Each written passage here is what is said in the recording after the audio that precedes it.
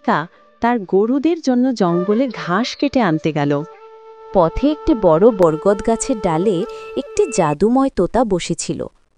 তোতা রাধিকাকে দেখে বলল, এই নারীটা কত পরিশ্রমী, অনেক দিন ধরে দেখছি প্রতিদিনই বন থেকে তাজা ঘাস কেটে নিয়ে যায়, কিন্তু একটা গরু কত দুধই দিবে? ওইটা দিয়ে কোরও হয় না। এই পরিবারে একটি গরু নিয়ে কিভাবে শান্তি? আমি তো এক জাদুময় তোতা, কেন আমি গরু হয়ে তাদের বাড়ি চলে না? আমার দুধ বিক্রি করলে তারা আরাম করে বাঁচতে পারবে। হ্যাঁ, এটা ঠিক হবে। এই নারীটা দয়ালু আর ভদ্র। এই কথা বলে তোতা ডালে থেকে নেমে এক সোনালি ঝলকে একটি সুন্দর গরুতে রূপান্তরিত হল। পরে সে রাধিকার কাছে গিয়ে বলল, হে দয়ালু নারী, এই জঙ্গলে আমার কেউ নেই, আমি একা। তুমি যদি আমাকে তোমার বাড়িতে নিয়ে যাও, আমি তোমায় প্রচুর দুধ দেব। রাধিকা গরুটির কথা শুনে বিস্ময়ে বলল, ইটা কি? আমি কোনো স্বপ্ন দেখছি নাকি? ই গরু তো কথা বলছে। আগে বলো, তুমি কিভাবে কথা বলছো? আমি একটি জাদুময় গরু, তাই মানুষের ভাষায় বলা ও বোঝা আমার জন্য সম্ভব। আমি বলছি, আমাকে তোমার সঙ্গে নাও, ভোগ দাও। তুমি আমাকে সকাল বিকেলে সবুজ ঘাস দাও, আমি তোমায় প্রচুর দুধ দেব। ওই দুধ বিক্রি করলেই তোমরা আরাম করে বাঁচতে পারবে।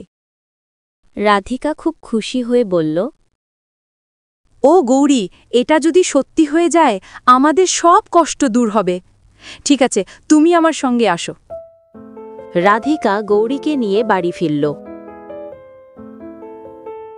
মোহন বিস্ময়ে জিজ্ঞেস করল, রাধিকা, তুমি তো গরুর জন্য ঘাস তুলতে গিয়েছিলে, এই গরুটি তুমি কোথা থেকে এনেছ?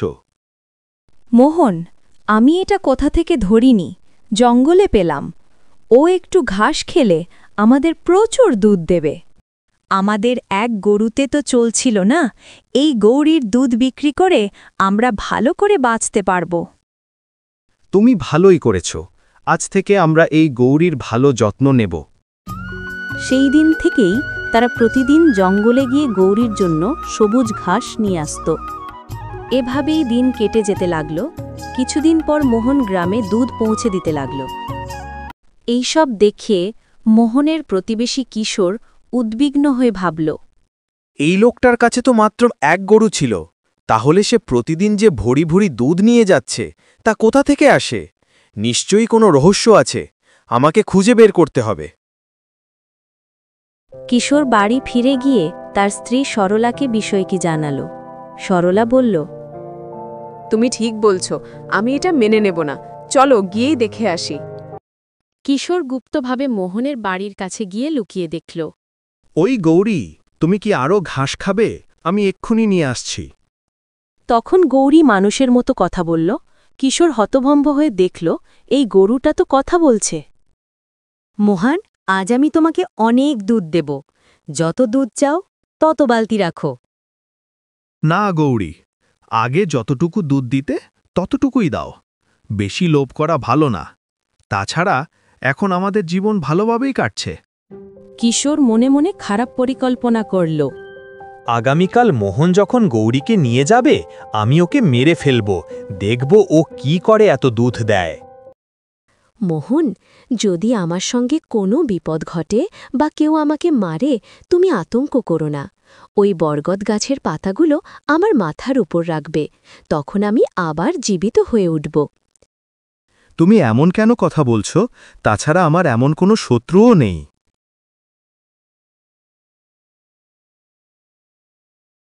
রাধিকা, আমি গৌরীকে নিয়ে জঙ্গলে চললাম। যদি আসতে দেরি হয় তাহলে চিন্তা করো না। ঠিক আছে, কিন্তু জঙ্গলে সাবধানে থেকো। জঙ্গলে কত ধরনের জঙ্গলি জানোয়ার থাকে। মোহন গৌরীকে নিয়ে জঙ্গলে গেল। গৌরী ঘুরে ঘুরে ঘাস খেতে লাগল, আর মোহন ভাবল, আজ অনেক গরম, এক কাজ করি, ওই গাছের নিচে একটু বসে থাকি। মোহন গাছের নিচে বসে বিশ্রাম নিচ্ছিল। কিশোর জঙ্গলে লুকিয়েছিল। সে ভাবল, এই গরুটাকে মারতেই হবে, এটা আমার রাস্তার কাঁটা। মেরো না, আমাকে মেরো না। আরে গৌরীর কি হলো আমার দেখা দরকার। মোহন বসা থেকে উঠে গেল। মোহন গৌরীর কাছে এসে স্তব্ধ হয়ে গেল। ওইখানে গৌরী মরে পড়ে আছে। মোহন অনেক কষ্ট পেল এবং কান্না করল। হে ওপরওয়ালা, এটা কিভাবে হলো? আমার গৌরী কিভাবে মারা গেল? এখন আমি রাধিকাকে কি জবাব দেব? মোহন বুকে অনেক কষ্ট নিয়ে বাড়িতে ফিরল। মোহন, কি হয়েছে? তোমাকে এরকম উদাস দেখা যাইতেছে কেন? আর গৌরী কোথায়? আমি তোমাকে কিভাবে বলবো রাধিকা, গৌরী আর বেঁচে নেই, মরে গেছে। এটা তুমি কি বলছো? ও তো ঘাস খেতে জঙ্গলে গিয়েছিল। কি হয়েছে ওর? আমি জঙ্গলে গাছের নিচে বসেছিলাম। হঠাৎ গৌরীর চিৎকার শুনতে পেলাম। যখন আমি গৌরীর কাছে পৌঁছালাম তখন সে মারা গেছে। এটা কিভাবে হলো? ওই গাই আমাদের সংসারের একমাত্র ভরসা ছিল। এখন আমরা কি করব? রাধিকা, চিন্তা করো না, গৌরীর রহস্য আমার জানা আছে। আমি জঙ্গল থেকে পাতা নিয়ে আসতেছি। ঠিক আছে, সাবধানে যেও। মোহন জঙ্গলে গেল আর ওই গাছের পাতা নিয়ে গৌরীর কাছে পৌঁছাল। সেই গাছের পাতা মাথার উপর রাখতেই অদ্ভুত এক জলকানিতে গৌরী সুস্থ হয়ে গেল। গৌরী, তুমি ফিরে এসেছ, ওপরওয়ালাকে ধন্যবাদ। জানো, তোমাকে ছাড়া আমার একদম ভালো লাগছিল না।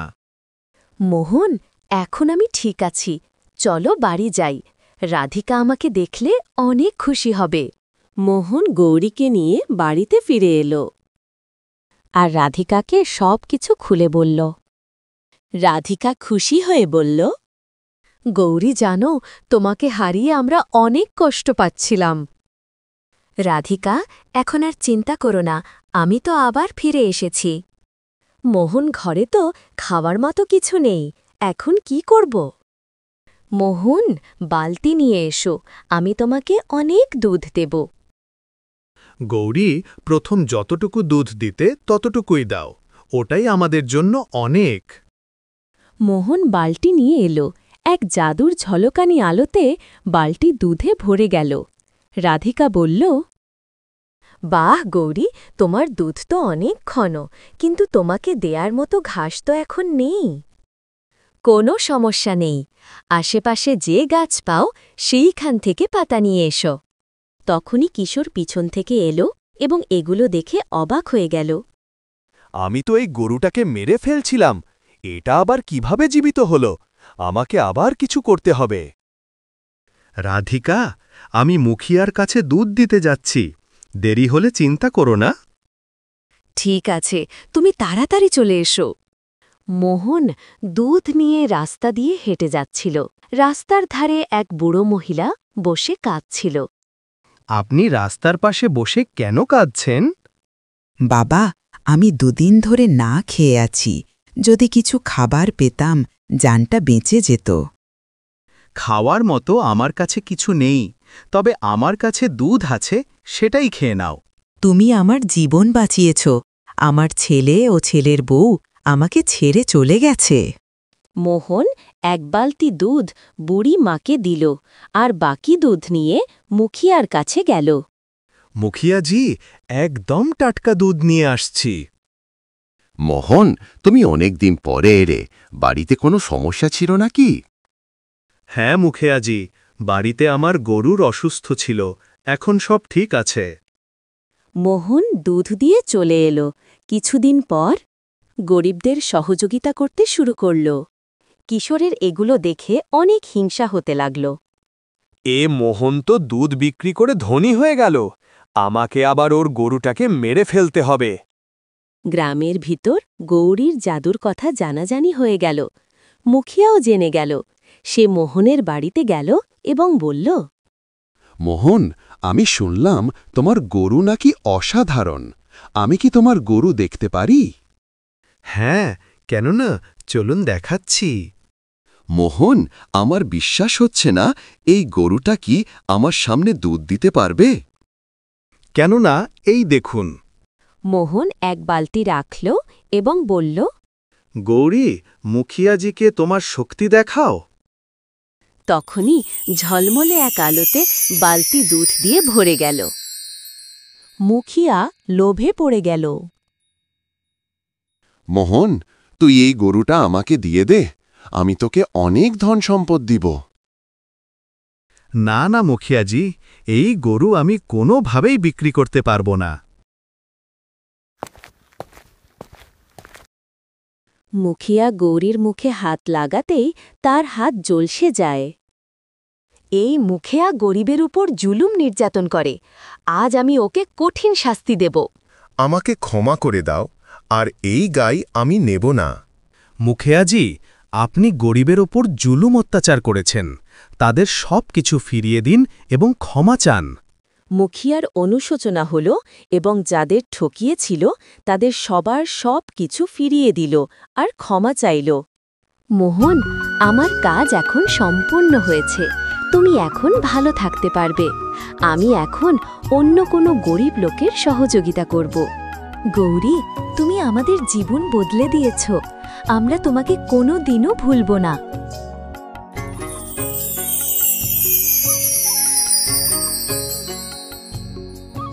এমন আরও মজার গল্প পেতে চ্যানেলটা সাবস্ক্রাইব করে রাখুন।